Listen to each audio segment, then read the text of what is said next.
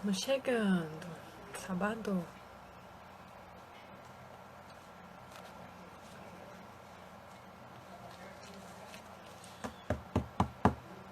Dá uma vontade de botar uma música, né? Mas aí o Instagram não vai deixar. Tem que lembrar de falar nessa hora, porque depois ficar salvo lá o vídeo, eu em silêncio, ninguém sabe o que vai acontecer. Então eu vou aproveitar que a gente está conectando, testar o microfone. Vou botar aqui o fone, se alguém puder depois dar um salve de que vai continuar me ouvindo, beleza? E a gente vai falar sobre tarô.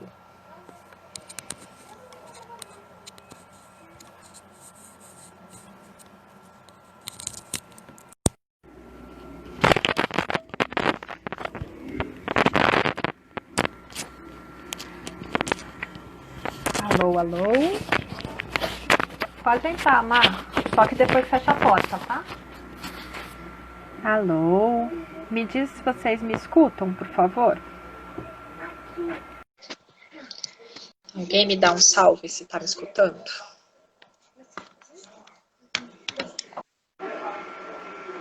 Pronto. Alô? Hello, toda arrepiada. Tudo Amiga, chegou. arrepiada. Amiga, cheguei. Estava aqui trabalhando, que nem uma louca. Muito que bem, muito que bem. Bom, você tá me ouvindo bem, né, amiga? Tá ótimo. Ontem e hoje, acho que agora você acertou no No fone. microfone. Esse para Aê! live é bom. Né? Exatamente. Pena que não dá certo para você dar aula, né? É, pro yoga é difícil, porque ele tem fio. Mas tudo bem, a gente vai aos poucos descobrindo como é que se ajeita, né? Verdade. Deixa eu botar aqui o botão para saber quanto tempo. Ah, ótimo, já tinha esquecido o negócio do tempo. É, vê Bom, aí o então, tempo porque ele é mal educado, ele corta a gente no meio. exatamente. Ontem foi ótimo a gente falando de astrologia. Acabou na hora que tava nós dando uma risadona, assim, ó. Foi uma delícia. As Enquanto, doidas. enquanto o pessoal tá chegando, eu vou aproveitar para ir situando, né? Porque depois esse vídeo, esse começo vai ficar salvo e aí fica aquele um tempão em silêncio esperando o pessoal chegar, né? Então eu vou aproveitar esse tempo aí em silêncio para a gente se situar, né? Então eu sou a Bárbara, essa é a Renilde, a gente é bruxa parceira de muitos e muitos anos, de tarô, de astrologia, de dança, de yoga, de tudo. Ixi, esses dias essa mulher tirou até baralho de runas pra mim. Essa mulher faz tudo. Maravilhosa.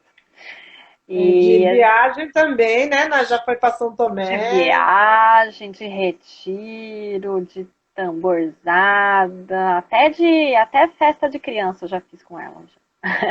Da minha filha. Até a festa dos Erês a gente já fez junto já. E a gente tá aqui junta mais uma vez para essa live hoje, mas essa live na verdade é um super spoiler do curso que a gente está organizando, mais uma edição, mais uma turma, um curso de tarô, tarô de Marsella, que é o tarô que eu uso, jogo, pratico, ensino. E essa pegada aí com esse título que é Jornada do Louco, o Caminho do Louco, é uma associação direta mesmo ao Jornada do Herói, e que eu gosto muito, que nesse caso o nosso herói é o louco ou um grande anti-herói, né? Então eu gosto muito, maravilhoso. eu gosto muito de usar essa associação com livre interpretação desse personagem heróico aí que a gente já está acostumado dessa jornada freudiana, né? Pois E é, e eu achei interessante também, Bárbara, depois se der para você falar um pouquinho, e assim, eu fiz curso de tarô, você não, você herdou, né? A eu sua avó fiz também era curso também. bruxinha. Você fez, eu Eu pensei que a sua avó bruxinha que tinha te ensinado. Não, mas foi bem interessante essa história. Eu vou contar também, vou aproveitar para contar essa história, que é uma ótima. eu como taurina, né, sou bem São Tomé, só acredito vendo. E eu nunca tive nada contra, mas também nunca tive nada a favor, não. Nunca foi uma coisa que eu busquei fazer, buscar estudar, buscar. Nunca nem tinha lido tarô, tinha assim, de brincadeira, né? Eu, quando era criança, quando era pequena, eu gostava de brincar de ser bruxa. Então, eu lembro que eu tinha uma luminária redonda que eu botava na mesa e punha um pano em cima. Um pano que eu usei durante anos no meu atendimento, até ele rasgar inteiro, não tem mais condições nenhuma, mas eu continuei usando ele. Eu botava um pano em cima que tinha uma mandala, assim, era um pano de seda azul marinho, com uma mandala linda, que era da minha mãe. Eu peguei e nunca devolvi, porque eu achava aquilo a síntese da bruxaria. E botava assim em cima desse abajur, que era redondo, uma bola redonda de vidro, e brincava com os meus primos que eu estava lendo o futuro. E a minha mãe não me chamava de princesa, né? Eu não era princesa da família, eu era bruxinha, porque eu gostava muito de brincar com duendes, com pedras, com terra, com cartas, com coisas do tipo. Mas nunca foi um processo consciente, né? Eu fui resgatar essa informação depois que eu comecei a conscientemente estudar essas coisas. E eu fui estudar meio de gaiato, né? Porque eu trabalhava com a parte de eventos, né? Então, antes de ser bruxa, eu era produtora. Eu hoje em dia sou tudo, graças a Deus, mas eu estou focada, né, na bruxaria, mas não era um caminho desperto de mim ainda. E eu trabalhava com produção de evento e eu estava trabalhando na Gaia e no Centro Cultural Esotérico, estava fazendo evento com eles. E aí eu fazia evento de dia e ficava para aula de noite, né? Quando convidavam, foi assim que eu fui parar no tarô, foi assim que eu fui parar na astrologia, porque aí um belo dia a Luísa, a nossa mestra, falou, vem fazer o curso. Eu lembro que eu entrei, tava tendo, tinha que dar algum recado, ela estava dando aula, ela falou, vai, tira uma carta. Aí eu tirei e saiu a Imperatriz. E ela ainda brincou. Eu lembro que a Lu também é super descrente, assim, desses processos míticos, né? Também é uma pessoa de um processo bem racional para atendimentos, para tarô, essas coisas. E eu lembro que ela falou uma coisa que depois eu percebi a dimensão disso vindo de uma pessoa tão pé no chão que nem ela, né? Que ela brincou, falou, olha lá, achei a minha sucessora. É Imperatriz, né? Eu falei, nossa, que carta poderosa logo de início, né? Primeira carta que eu tirei uma Imperatriz, foi muito bom.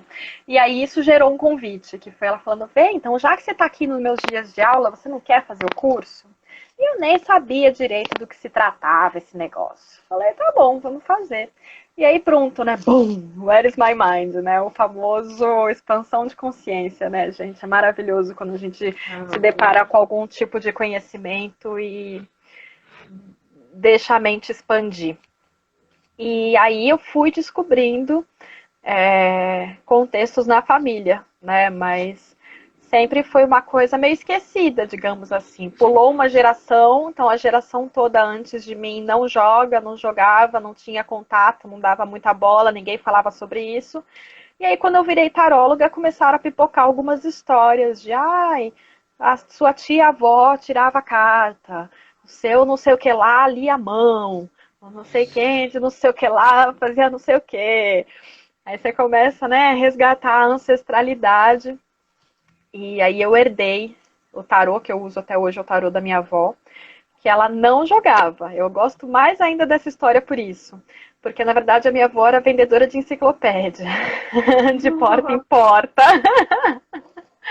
E ela estava vendendo uma enciclopédia da editora Record. Eu vou mostrar a parte de trás do meu tarô. Record. Por isso que você tem Era tanto carinho por esse tarô, né? Ela vendia essa enciclopédia que eram vários conhecimentos, né? Como tinha I Ching, tinha tarô, astrologia, quiromancia. Eu tenho alguns desses livros até hoje. E esse baralho veio junto desse livro de tarô.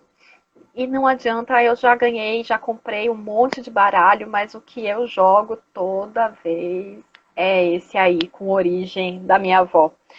E eu resgatei também, um belo dia, uma tia minha que mora no litoral me falou que tinha encontrado o baralho da minha tia-avó, eu acho. e que estava separado para mim, e eu fui buscar.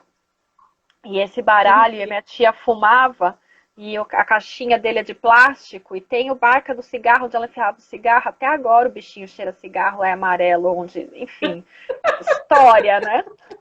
Só história. E esse baralho é um baralho mesmo. Então a minha tia era cartomante, não era taróloga, né? Então é Ah, um ela baralho, jogava com baralho comum, né? Que baralho é comum. super. Na Europa usa muito isso, né? Muito, Portugal, exatamente. Espanha, França, né? Exatamente. Elas são cartomantes mesmo, né? Não que a gente não Cartomante. seja, né? Pois é, não que seja um tipo de cartomancia, mas o baralho é outro, né? É. E, enfim, aí essa mesma tia que me achou já me deu um tarô diferente, que era o tarô Lavera Sibila, que seria o baralho cigano, né, italiano. Ixi, ganhei tarô de tudo que é canto dessa família aí. Eles sempre valorizaram de alguma maneira, enalteceram esse meu lado taróloga. E aí, muita história, né? Eu gosto muito dessa parte ancestral. Eu até fiz um trabalho há pouco tempo atrás. A gente mistura tudo, né? Aí eu adoro essa salada mista que a gente faz aqui no Brasil, gente. Ô, coisa boa que é a miscigenação. É, essa minha família da qual eu tô contando, ela é de origem europeia, né? Então são italianos e croatas, basicamente. Morava ali na divisa. Uma tia é croata, outra é da Itália, elas moravam de um lado da ponte uma, do outro lado da ponte a outra. Ou seja, eu falo dois lugares diferentes, mas eram muito próximos. Era uma questão de Muito demarcação, próximo, né? era demarcação territorial que depois da guerra, hoje em dia a cidade que minha avó nasceu é Croácia. Mas enfim, era Itália até então. Então, é nesse bololô aí. E eu fico pensando, né? A gente fica juntando as histórias todas e investigando nossos passados. E eu fiz um trabalho no semestre passado no curso de dança, de formação de dança, que era um trabalho em busca da nossa ancestralidade, né? E, e aí a minha ancestralidade chegou ali na Europa, né? E eu lembro de várias histórias e eu fiz uma salada mista que eu vou contar para você essa história dessa salada mista porque é muito boa e muito significativa para mim e fala muito desse meu processo talvez espiritual ou mítico ou mágico, né, ou cósmico, não sei. Que eu ouvi a minha infância inteira da minha avó. A minha avó é o próprio peixe grande, gente. Ela era vendedora de enciclopédia e é a rainha da contadora de história, né? Então, ela é o próprio peixe grande. E ela conta muita história, sempre contou. Agora não, que ela tá bem confusa. Agora ela saiu do corpo, deixou o corpo aqui e foi transitar em outro lugar. Mas o corpo tá aqui Já ainda. tá fazendo outras conexões já. Fazendo outras conexões. Eu até encontrei esses dias e perguntei de algumas histórias do passado para ver se a gente resgatava, né? Porque ela ficou por bastante tempo com a memória bem do passado, sem a memória atual e com a memória do passado. Mas agora a memória do passado também não tá mais por aqui. Mas enfim, eu sempre ouvi dela uma história que todo mundo na família ria muito, achava muita graça e ficava tirando sarro dela de que certa vez ela, quando era criança, estava com o irmão dela num pasto e brincando e que chegou um búfalo correndo em direção a eles. Isso em 1920, 1930, lá, sei lá onde da Europa, da Itália, da Croácia, porque a gente estava em período de guerra, a gente estava com uma família meio cigana que transitava por vários lugares. Primeira Guerra, E, né? primeira, pós Primeira Guerra e foi o comecinho antes da Segunda, né? Da Enfim. segunda. E, e aí eles estavam lá num pasto, sei lá onde, e ela conta que a hora que o búfalo estava vindo em direção a ela e o irmão dela para atacar, uma tia dela segurou o búfalo pelo chifre e derrubou no chão. Epa, rei! E todo mundo sempre riu dessa história, chamava essa tia dela de tia Mulher Maravilha, achava que minha avó era muito doida, né? Que era invenção da memória de criança dela e não sei o quê. E aí tô eu um belo dia passeando pelo Museu Afro, né? E aí leio assim na parede o Oriki de Oiá. E tá escrito lá, a primeira frase do Oriki de Oiá: a única mulher capaz de derrubar um búfalo pelos chifres. Aí eu, que adoro uma salada mista, virei e falei assim, gente, eu não sou filha de Oiá, não, eu sou tataraneta. E ela tava lá na Croácia. Goiás já tá na sua vida, ó. Falei, a bichinha tava lá na Croácia, olha essa apropriação cultural, que perigo, gente. Eu fui pegar uma orixá lá, uma deusa africana, botei na Croácia e chamei de tataravó ainda. Fiz um samba, mulher, que é uma loucura. Mas faz muito sentido. Essa minha família de origem europeia, de alguma maneira, é quem me traz muito da minha ancestralidade espiritual. Tanto que essa minha avó me liga todo dia 4 de dezembro, desde que eu nasci, para fazer a oração de Santa Bárbara, né? Para fazer a oração de Oiá. Eu ganhei, depois eu vou ver se eu acho. Antes de eu nascer também, o meu avô fez uma joia para mim. Ah, essa história é ótima. Ah, eu devia estar falando de tarô, mas tá bom. Isso tudo fala sobre a minha vida com tarô. Então, nem vou falar muito no tarô para você falar sozinha e dar tempo de terminar, senão vão ser 3 lives.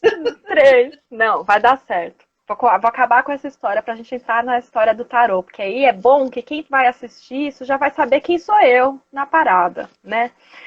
Bom, meu avô fez uma joia pra mim antes de eu nascer. Eu e minha Lu e Leão fomos a neta e sobrinha mais nova e única mulher, né? Imagina. O que essa família de italiano não fez, né? Fez tudo por mim. E aí meu avô tava muito orgulhoso, né? Bem macho alfa, feliz, porque ia nascer a neta dele e tal. E aí ele falou, vou fazer uma joia para ficar para a posteridade dela. E eu tenho um tio bem corcunda, relojoeiro, o tio avô também. E aí ele se juntou com esse tio corcunda para ficar fazendo uma joia para mim. Nossa, e eu ganhei bem nórdica essa história aí com corcunda lá. Super! E aí eu ganhei. Eu vou achar. Pera, mais fácil do que ficar explicando. Eu vou mostrar, vocês vão tirar a própria conclusão. Quer ver?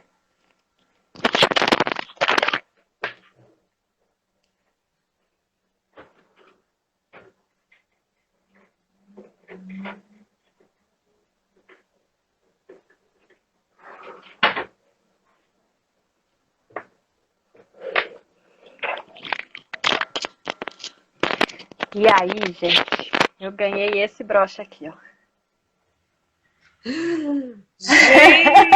Gente! Reparei, olha! E assim, a parte mais legal dessa história é que é latão a joia. Nossa, mas olha, esses duendes são bem criativos, né? Eu adoro que essa joia foi feita pelo meu avô, pensando no futuro da neta, né? Fazer uma joia era fazer um bem, né? E é de latão. Mas olha, eu acho que o valor místico, né? É muito maior, definitivamente. Muito maior. Nem se compara, mas eu adoro a cerejinha do bolo de que essa joia, na verdade, não vale nada senão pela justamente a minha história para contar, né? Então, a minha família de origem europeia foi que me deu minha herança ancestral de Oiá, digamos assim. Que talvez, né, se a gente fosse brincar de sincretismo, porque a gente aqui no Brasil tem muitas religiões sincréticas, justamente, porque tem gente de tudo que é canto do mundo e não dá para a gente se distanciar das origens e nem negar o novo, né? Então eu acho que sim, essa mistura aí do que a gente tem para o que a gente ouviu transformou em muitas religiões sincréticas que de alguma forma não vou me aprofundar nisso porque isso é uma questão que a gente pode se aprofundar e problematizar em muitos arquétipos, né, de apropriação cultural e etc.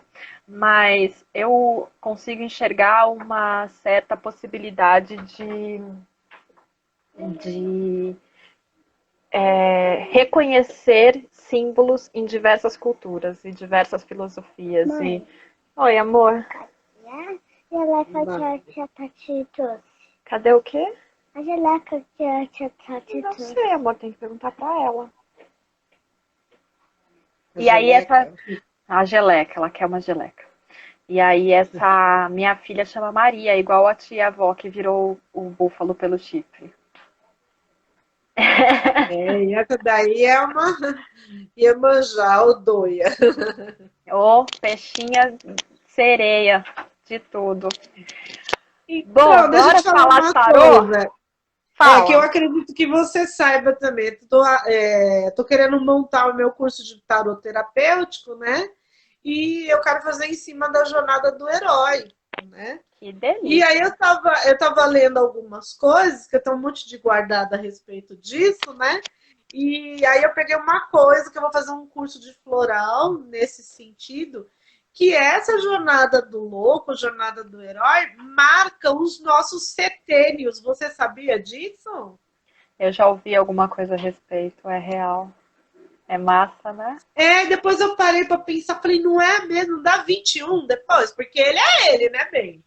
Ele não Exatamente. tem cifra. Agora é com você. Exatamente. Fala aí que a estrela é você. Ui, ui, até a estrela aqui. Essa estrela, inclusive, essa aqui atrás, ó, eu que fiz. Olha ela, um dia eu faço um Olha, tarô meu. Bom, legal. bom, gente, vamos falar de tarô, então, né? Parei de contar os causos da minha vida. Vocês já descobriram como é que é a minha relação com a bruxaria, né? Então, é ancestral, é prática, é familiar, é tudo, como todo mundo. E, ao mesmo tempo, é muito pouco espiritualizada a relação com o tarô, com o oráculo. Eu sou uma pessoa de fé, não tenho uma religião específica, mas eu não. Já trabalhei em mediunidade, já trabalhei em casas de umbanda, tenho muito apreço por uma casa do candomblé, sei lá, já fiz de tudo que é tipo de ritual nessa vida, e estou sempre muito aberta a desenvolver, trabalhar, conhecer religiões, espiritualidades e tudo mais. Mas eu separo uma coisa, outra coisa. Então, eu nunca tive essa relação com o oráculo de maneira espiritualizada ou divinatória. Então, o tarô para mim não é uma mensagem que alguém sopra no meu ouvido. Eu não leio o futuro. Eu não adivinho o que está acontecendo na vida das pessoas. Eu não sei o que vai acontecer. Eu nem sei qual é a melhor resposta. Então, o que eu faço com o tarô é um grande veículo de questionamento, eu diria. Então, o tarô retrata o nosso inconsciente. É como se a gente desenhasse, né? Como se a gente desenhasse, se a gente buscasse imagens para aquilo que a gente está vivenciando, sentindo e coisas do tipo. E aí, as pessoas que desenvolveram a pessoa, o francês lá em Marselha que desenvolveu esse tarô aqui especificamente do qual a gente está falando, é um cara de uma inteligência impressionante, porque ele conseguiu buscar 21 imagens, né, 21 retratos muito completos. Então, a gente consegue realmente, com esses símbolos, falar de absolutamente tudo, de todo mundo, sabe? E a combinação desses símbolos é uma coisa mágica. De novo, só acontece uma vez, não tem como repetir. Mesmo sendo 21 cartas, 22, né, com o nosso malucão aí no começo, essas 22 cartas e as possibilidades de combinações contam uma única história uma única vez. Não tem como você recontar uma história, né? E aí, eu vou contar um pouco, então, do retrato dessas cartas para a gente entender o que essa ferramenta imagética do nosso inconsciente pode retratar, né? Então, primeiro eu vou dizer que eu trabalho com o caminho do louco, ou com a jornada do louco, pensando que o louco, esse personagem, é a nossa carta sem número. Em alguns lugares ele aparece como 0, em outros ele aparece como 22. Para mim vai ser sempre a carta sem número, né? Porque eu acho que ele pode estar no começo quanto no fim. Na verdade, ele está. Então, eu vou sempre tratar ele como o personagem. Sabe aquele peãozinho que você põe no tabuleiro? Então, o louco é o peãozinho do tabuleiro. É o personagem que vai percorrer as 21 fases, digamos assim, desse jogo, né? Então, esse aqui é o louco, né? E aí, esse personagem aqui, ele vai contar uma história. Então, esse é o caminho dele. E basicamente ele retrata o querer, ele retrata o início. Eu chamo ele de faísca, né? Então, quando a gente quer alguma coisa, a expressão já diz tudo, a gente dá de louco para ir atrás daquilo, né? Então, você tem que ter o estalo de ir atrás de algo. E o louco é justamente isso, é esse estalo que vai atrás de algo, né? Ele é... Mãe, Oi, meu bem. Legal, né, amor? Agora brinca lá de geleca, que agora a mamãe não consegue conversar. Gebleca. Temos aqui a vida real, gente. Tem gato e criança. Então, o louco, ele é o personagem que vai contar essa história, digamos assim. É a vontade de fazer alguma coisa. E aí, eu costumo dizer, né, que seria muito fácil se a nossa vida fosse linear, né? Se a gente fosse do 1 ao 21. Nossa, ia ser maravilhoso. Porque eu vou contar essa história como se o louco estivesse passando de uma fase a outra fase, né? A magia do jogo do tarô é justamente a gente conseguir interpretar o caos dessas cartas embaralhadas, né? Então a gente não começa no louco e depois vai para o mago e depois vai para a papisa. Vixe, se a gente começa na morte, pula para a força, volta pro louco. E é esse caos, né? É essa configuração desorganizada, não linear, que retrata o nosso momento da vida. Então a gente vai trabalhar com arquétipos. Então é como se essas imagens fossem situações cotidianas, arquétipos de situações cotidianas. Pronto. Então, dando essa introdução, eu vou começar a falar um pouco sobre esses arquétipos. O que o louco vai fazer? O louco vai querer algo. E aí a gente vai dar de louco e vai começar uma jornada. Né? Então temos muitos símbolos aqui, tem um bichinho que puxa a calça dele, que é para ver se alguém dá uma espécie de freio, porque ele só tá dando de louco. Ele tem muitas cores, ele é jovem, ele é vivaz. O cajado já tá para trás, né? Ele já até andou, ele não tá pensando se ele vai ou se não vai, ele já foi. Então, a gente começa qualquer jornada querendo algo. Por exemplo, eu vou dar um curso de tarô, então o meu louco agora é montar essa turma, né? Dar esse curso. Qual é o primeiro passo depois que a gente quer algo? É contar para as pessoas que é o mago. E é isso que a gente está fazendo, né? Eu tô aqui ao vivo com as pessoas, com a Rê, botando lá no Facebook, botando no Instagram, botando na mesa, né? Então o mago pegou aqui, ó, toda essa sacolinha do louco, que é cor de pele, ou seja, tudo que ele carrega é o que pertence de fato a ele. Pegou essa sacolinha aqui do louco e abriu, pôs na mesa. Maravilhoso. Falou quem quer comprar, quem quer vender, eu tenho isso, eu preciso daquilo. Então o mago é o primeiro passo, é comunicar. E por que chama o mago, né? Porque ele conecta o que está no céu e na terra. Ele tem até uma varinha ali, ó, que aponta para o céu, falando, gente, a minha vontade é o que eu estou realizando aqui. Lindo, maravilhoso. Eu amo que o mago é um cara prático, gente. Eu amo que o mago não é um bruxo que transcende. A alquimia é trazer para a terra. Olha que coisa maravilhosa. Sim. E depois que a gente quer alguma coisa e que a gente conta para o mundo que a gente quer alguma coisa, o tarô fala assim, beleza, e então você quer o quê mesmo? Você já parou para pensar qual é a origem desse seu querer? Né? E aí chega uma carta maravilhosa que é a nossa bruxona, ou a papisa, que é essa aqui. Então, depois que a gente faz esse movimento de expansão, de querer algo, ir atrás, se lançar, se jogar, contar para as pessoas, vem a papisa e tampa tudo. Coberta, com a cara coberta, com um pano atrás dela, o vestido, o manto é tão longo que a gente não vê o pé, tá tudo escondido, né? Eu costumo dizer que quando aparece a papisa, é a hora que a gente fecha a porta, fecha a janela, abre todos os armários, gavetas, caixinhas de Pandora, levanta o tapete e vai olhar tudo que a gente varreu ali para debaixo, né? Então, a papisa é o nosso grande portal de acesso a tudo que temos dentro, né? E ela tem uma história bonita, porque ela era a sacerdotisa responsável por guardar tudo que acontece de dentro do templo, né? Então, ela é velada assim, porque ninguém pode saber exatamente o que acontece ali dentro, né? A gente tem que investigar, a gente tem que ruminar.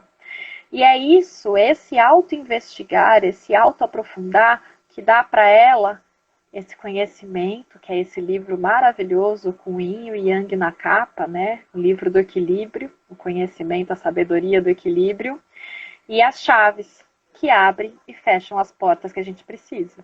Então, quando a gente tem conhecimento sobre o nosso querer, a gente descobre o que a gente precisa abrir e o que não nos cabe mais, né? Então, é um grande olhar para dentro.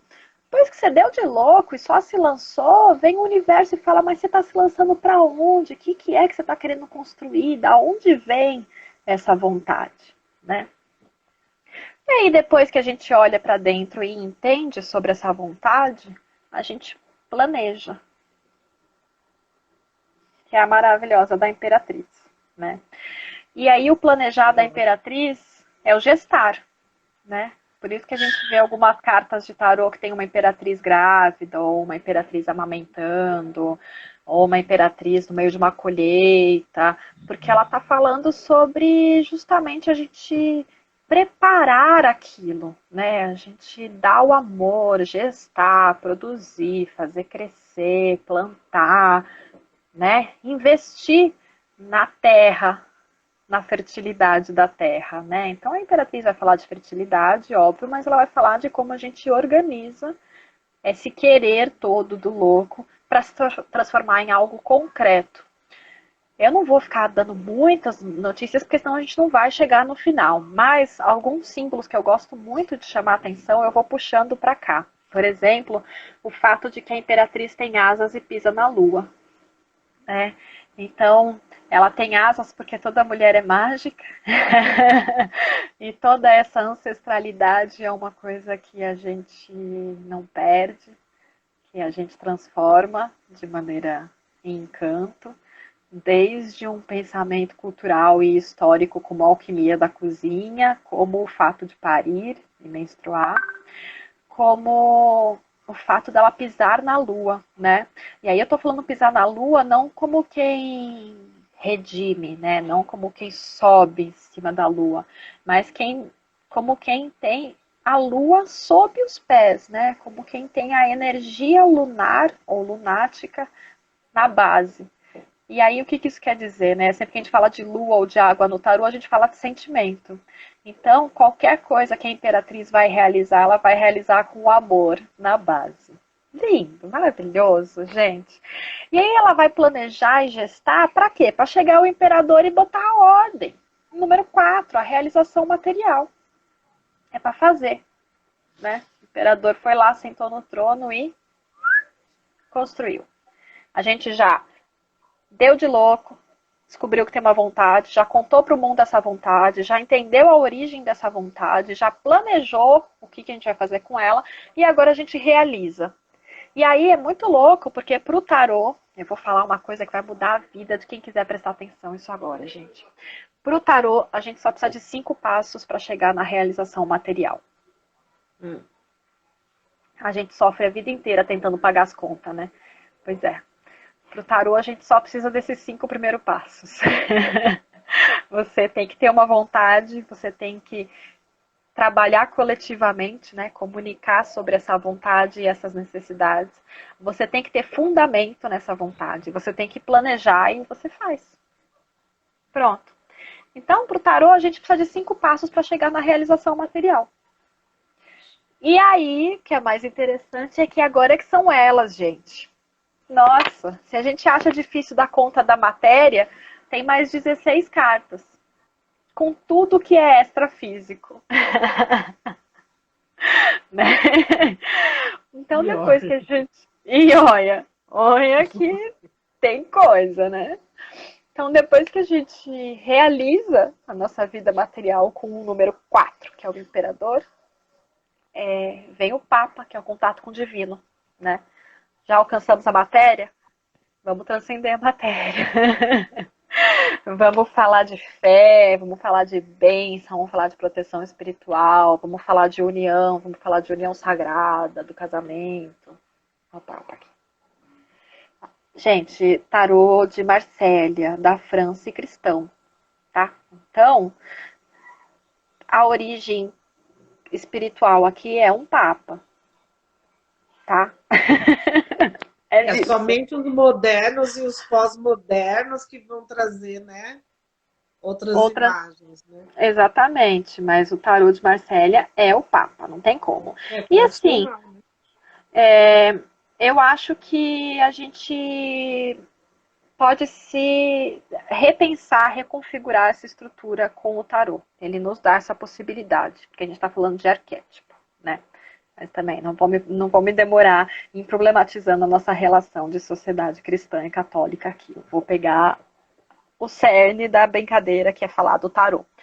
Então a gente chega no número 5, que é o contato com tudo que é divino, certo? Chegamos com contato com tudo que é divino, o que acontece? Livre-arbítrio. Gente, aí chega a carta dos enamorados. E eu adoro essa carta, porque... Opa! Porque toda vez que a gente fala sobre a carta dos enamorados, as pessoas pensam em amor, né? Ah, é um casal, quer dizer que eu vou conhecer alguém, né? E assim, tem nada a ver uma coisa com a outra, na verdade. O namorado não tá falando nada de relacionamento. Quem possivelmente estava falando de relacionamento ali era o Papa, que estava abençoando uma união. A carta dos enamorados é uma carta que retrata o livre-arbítrio. Então eu tenho um cupido que vai soltar uma flecha em cima desse menininho aqui, que é o louco, certo? A gente continua vivenciando a jornada do querer desse personagem. E esse menininho aqui no meio tem uma moça que toca no peito e uma outra moça que toca no genital. Embaixo de cada uma delas tem um caminho, né? Então, ou seja, ele precisa... O cupido tá lá, louco para soltar a flecha, e a hora que ele soltar, ele vai decidir para que lado ele vai. Isso retrata o livre-arbítrio. Eu gosto de dizer nessa carta que toda opção é uma opção, né? O tarô não nos dá a resposta, gente, a resposta é sua. E por que ele diz isso?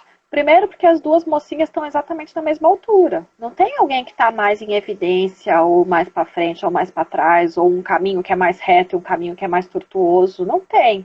As duas estão no mesmo lugar, né? A única coisa que ele nos sugere de aconselhamento para quando a gente precisa tomar uma decisão é que a gente escolha aquilo que nos enamora. Daí vem o nome, né?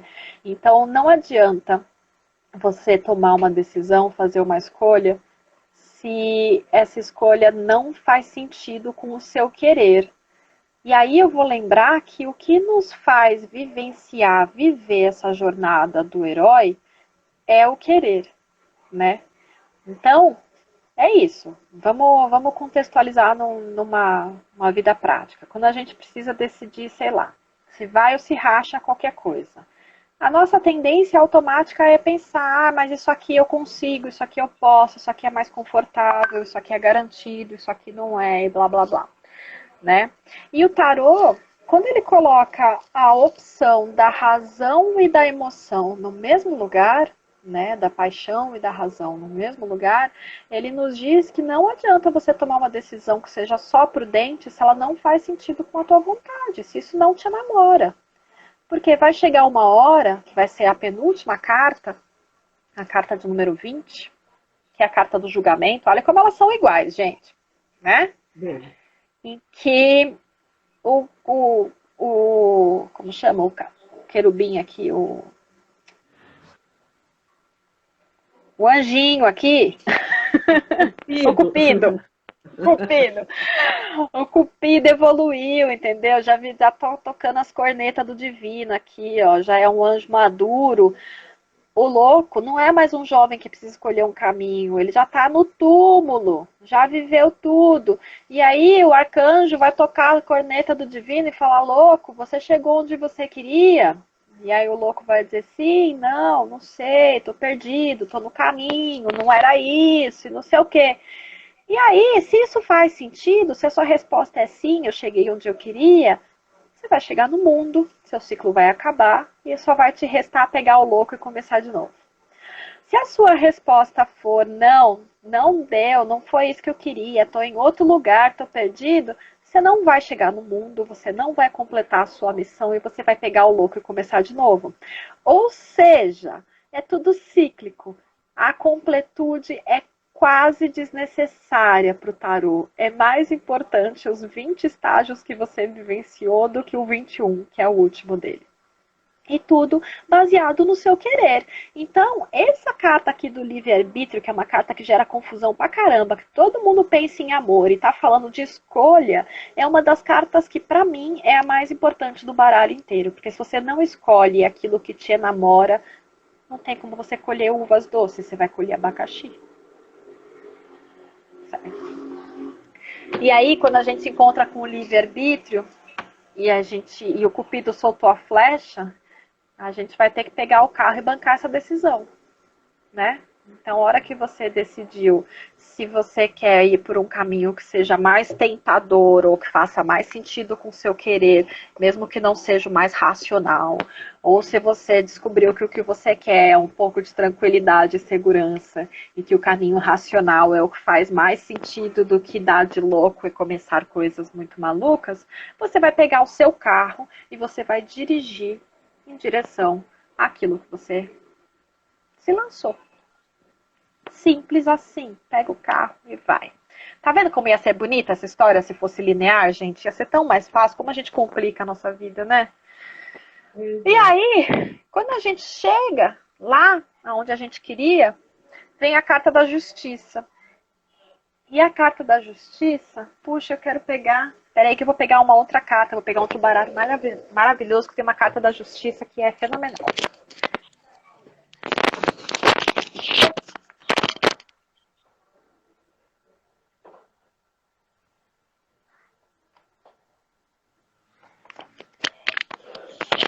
Olha o tamanho desse bichinho, gente. É bem didático, né, esse baralho. Super, eu adoro usar fazer ele em baralho. aula. Exatamente. E ele... Ai, derrubei. Aqui. E ele... Eu achei ele num sebo, gente. Maravilhoso. Olha essa carta da justiça. Olha a expressão dessa carta. Nossa, que linda. Para mim, essa carta fala tudo. É a síntese desse arcano. Por quê? A justiça, sabe aquela expressão de que a justiça é cega? Então, vocês viram a cara de deboche dessa justiça, né? A justiça é a nossa razão, né? Então, depois que você pesou, ponderou com o coração aquilo que você quer, pegou o carro e partiu, chega a justiça e fala assim: bom, vamos botar na balança? Isso aqui faz sentido? Isso aqui não faz sentido? Isso aqui é bom? Isso aqui não é bom? O que está em excesso? Essa é a carta da autocrítica, gente. É maravilhoso. Eu costumo fazer uma proposta meditativa para essa carta, em que eu sugiro a pessoa se olhar no espelho, né? E aí, ao se olhar no espelho, você vê a imagem refletida, né? E é assim, a gente quando se olha no espelho, a gente enxerga os nossos vícios, né? Eu não gosto do meu queixo, então a primeira coisa que eu faço quando eu olho no espelho é olhar pro meu queixo. E às vezes, né? E às vezes ninguém nem viu o meu queixo, ninguém tá nem aí pro meu queixo, porque o que chama atenção na minha imagem é outra coisa, sei lá, meu cabelo curto, meu óculos grande, meu piercing, não sei, a minha imagem fala sobre outra coisa. E enxergar com a imagem refletida da justiça é a gente enxergar os olhos do outro, né? Então, se seu aspecto está cansado, se você está com olheira, mas está dormindo bem, a justiça está te dizendo, vamos analisar essa situação? Esse cansaço não é físico, né? Então, a carta da justiça é uma carta que não está muito interessada em saber o que você quer, o que você não quer. Ela está te dizendo qual é o resultado pragmático do teu investimento. E aí, ela tem uma balança de um lado e uma espada de outro. Então, é um momento em que a gente tem que literalmente fazer listinha do que tá bom e do que não tá, para poder medir o que mantém ou perde o equilíbrio da situação e poder usar a espada para cortar aquilo que desequilibra a balança, né? E aí, depois que a gente passa por essa ruminação autocrítica e observadora da justiça, a gente se depara com o eremita. Então, eu costumo dizer que o tarô faz um caminho assim, né? Ele manda você tomar uma decisão, aí você toma uma decisão bem passional, pega o carro, se lança, e aí o primeiro passo que você dá, o tarô fala: oi, você tinha certeza? Põe aí na balança, vê se era isso mesmo. E aí, quando você se depara com a possibilidade de ter sido outra coisa, vem o eremita e fica saudosista e fala a você: puxa, acho que eu tinha que ter feito outra coisa. Olha aquele anterior como era melhor, né? Eu adoro que o tarô já antecipa os nossos processos de autossabotagem, gente. Ele já coloca isso no livro, que a gente vai, mas a gente vai se arrepender e vai querer voltar. Porque a gente não consegue escolher algo que seja realmente passional. Ah, que bonitinha, Conte Cigana. Tô adorando essas mensagens. É Enfim. verdade, precisa de atitude para ter coragem. É verdade. Que bom, eu me considero uma pessoa de coragem. A minha filha fala que quando ela crescer ela quer ser que nem eu, porque eu faço trança sozinha e tenho coragem. Ai, coisa fofa. Bom, aí chega o eremita e faz o quê? Ele olha para o passado. Eu vou mostrar o louco, porque eu quero mostrar como a gente está falando o tempo todo do mesmo personagem, gente. Olha o louco, olha o eremita. Tem oposto, né? A gente tem exatamente a mesma pessoa em dois momentos diferentes. Aqui é jovem, louco, está se lançando para o mundo, cheio de cor, já andou, o animal dele está segurando as calças para ver se traz alguma, né, alguma responsabilidade. O cajado já está lá para trás, porque ele já foi, já deu o passo. O eremita está todo coberto, a cor é escura, o cajado está lá na frente, ele está receoso. O animal que ele tem no pé é uma cobra. E aí eu vou falar a coisa que eu mais falo para a carta do eremita, que eu acho que é a grande sacada arquetípica desse arcano. A gente tem uma figura velha olhando para trás, né? A gente tá, nesse caso, os lados também fazem sentido, a postura em que o arcano tá. E esse arcano tá olhando para trás. E aí, a gente tem exatamente na mesma direção uma lamparina e uma cobra, né? Então, se a gente olha para o passado com a lamparina, a gente ilumina, traz clareza. Se a gente tenta andar em direção ao passado com o cajado, a gente se envenena, gente. Pronto. Essa é a grande chave do eremita. Usar do passado como fonte de conhecimento e enxergar com clareza que o que foi, nunca vai se repetir, o escambau todo, ao invés de tentar se alimentar das experiências ou repetir ou não repetir coisas boas ou ruins do passado, porque isso é saudosismo e faz a gente se envenenar. Lindo, né? Maravilhoso. Gente, eu tô preocupada que falta 10 minutos e eu tô nem na metade, mas tá bom, vamos lá, vamos chegar. Qualquer coisa faz outra live. É Semana isso. que vem, mãe. Isso aí, faz parte. Bom, depois que a gente fez isso tudo, chegou nesse lugar meio conturbado de apego, vontade de algo que era diferente, experiências que se confundem entre passado e presente e futuro e etc. Só nos resta entregar, gente. Entrega, sabe? E aí, quando a gente entrega, vem a roda da fortuna, que é a única carta que não tem elemento humano. Porque a roda da fortuna é a carta do destino. Tá rodando, gente. A gente tá aqui parada, sentada e a Terra tá girando. Eu querendo ou eu não querendo. E aí faz parte do círculo. Às vezes a gente tá no alto, com a esfinge. Às vezes a gente tá no baixo, com a serpente. E a carta manda a roda girar, nada como um dia após o outro. Então, se hoje algo te aflige, amanhã você pode acordar isso ter se resolvido. Tanto quanto se hoje algo está muito bom, não se apegue a nada. Amanhã algo diferente pode acontecer. O lance é não tentar ter controle, é deixar a roda girar, né? E aí a gente faz o quê? A gente tenta ter controle, porque vem a carta da força e manda a gente segurar esse leão, né? Então, quando vem a carta da roda da fortuna em questões práticas, a gente está falando de ansiedade, a gente está falando de inconstância, a gente está falando de instabilidade, a gente está falando de tentativa de controle, né? E aí vem o tarô e fala assim, segura essa fera, gente, segura essa marimba.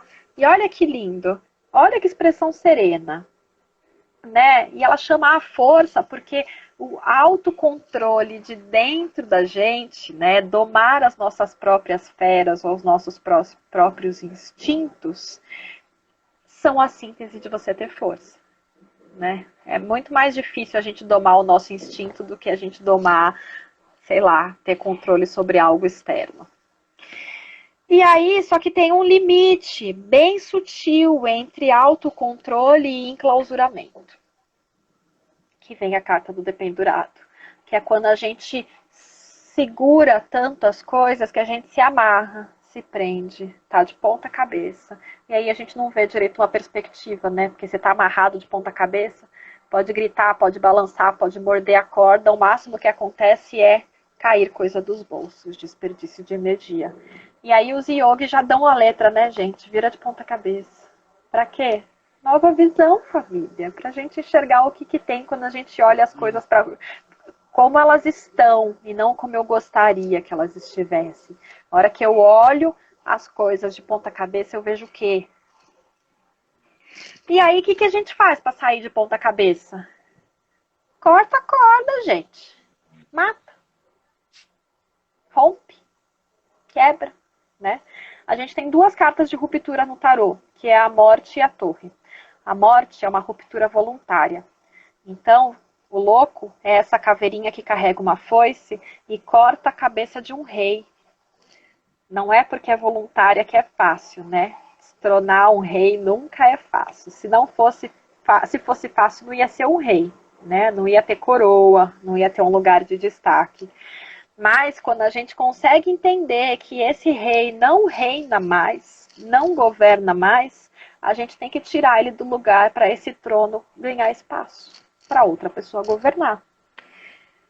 E aí vem a temperança, né? E a temperança é aquela espécie de alívio que a gente sente depois da morte. Eu costumo dizer, dar o exemplo do parente doente, né? Então, se a gente tem um parente doente no hospital, todo mundo fica preocupado e muda a rotina para passar a noite no hospital, para pagar as contas, para não sei o quê.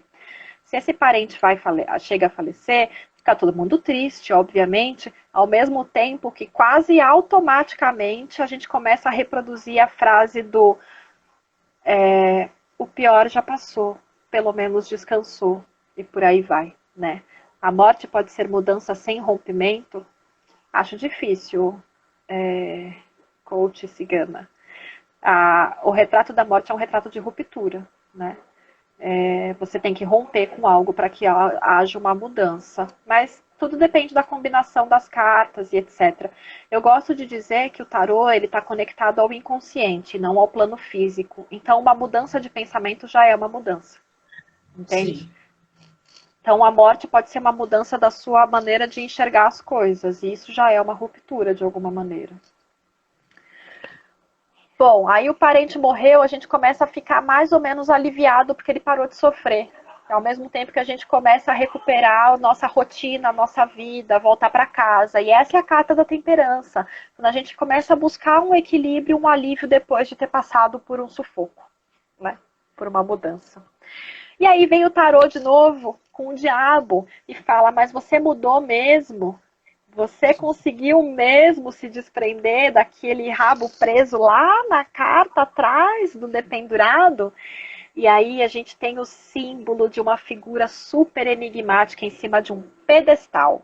E esse pedestal tem correntes que aprisionam dois carinhas. Esses carinhas têm as mãos soltas.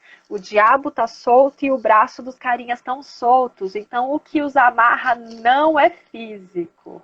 Pronto, chegamos na cereja do bolo do diabo, é o tal do pedestal, dessa figura complexa que faz a gente ficar presa nele. E aí, filha, depois que você tentou matar, morrer, desprender e nada deu certo, cai a casa, entendeu? Deixa cair, porque você já não tem mais controle de nada. Aí vem o universo, taca um raio na tua cabeça, desmorona tudo, Você queira, você não queira, você matando, você não matando, vem um raio, a casa caiu, gente.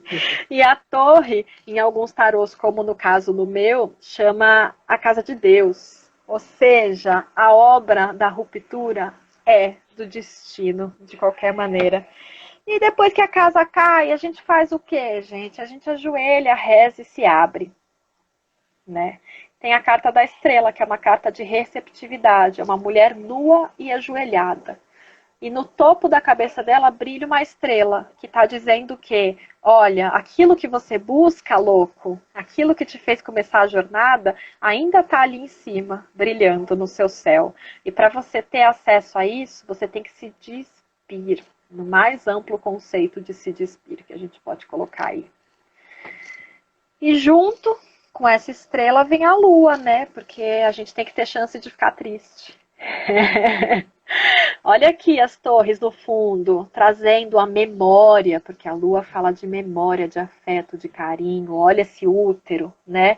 Então a memória daquela ruptura que ainda polui a nossa água e nosso sentimento. E o crustáceozinho tá lá, ó, tentando comer essa alga para limpar esse útero. Ou seja, deságua, mulher, deságua. Deixa essa história andar e o fluxo do rio seguir. E depois de toda a noite nasce o sol, né, gente? Que coisa linda. Então, depois desse processo todo de aprisionamento, morte, transformação, perda e tudo mais, vem o sol brilhar, como todas as manhãs. E igual todos os nenéns que precisam de vitamina, né? Tomamos a nossa vitamina, toca a corneta do divino, aquela que eu falei ali atrás, né, sobre a carta dos enamorados. E a corneta do divino vai perguntar pro louco: louco, você viveu essas 20 jornadas e você chegou aonde? Se o louco falou: olha, eu não sei muito bem onde eu cheguei, mas eu sinto que eu tô no caminho, vem a carta do mundo. E aí, gente, eu adoro ser feminista nessa hora, porque o louco vira uma mulher. Ai, nua, dentro de uma coroa de louros, com os 4 elementos em harmonia. Ou seja, se essa jornada inteira dele fez sentido, o ciclo se fecha. E o tarô termina aqui. Termina esse ciclo, por quê? Só nos resta pegar o louco e começar um novo. Agora, se a gente chega na carta do julgamento e o louco acha que ele está num lugar que não está fazendo sentido, a gente não vai chegar na completude, a gente não vai chegar na carta do mundo. A gente vai ter que parar essa jornada. Não é no meio, porque é no final, e pegar o louco e começar de novo. Pronto! Gente, é isso, é disso que se trata. A gente está vivendo em ciclos e o louco é a nossa vontade de vivenciar algo em qualquer plano.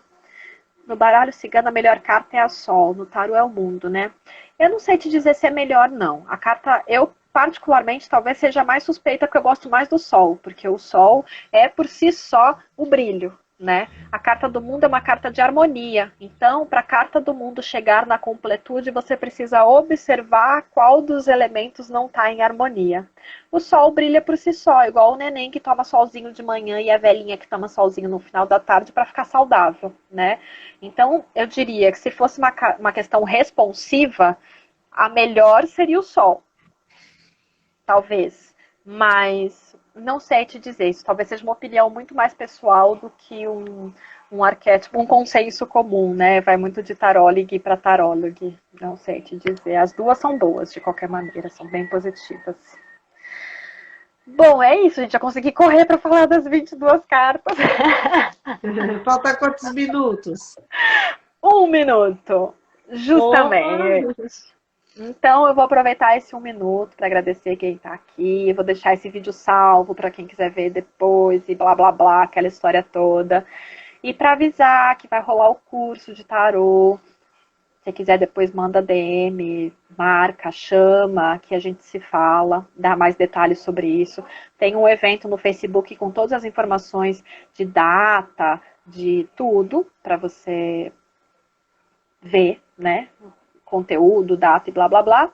E para falar também que a gente está sempre aqui, eu e a Rê, a cada 15 dias de sexta-feira, sextou, para falar de astrologia, gente. Esse é um projeto muito legal que chama Astrolab e que é para disseminar, acessibilizar o conteúdo e o conceito astrológico, a interpretação da carta astral de maneira autônoma. Não é? É 5, 4, beijos.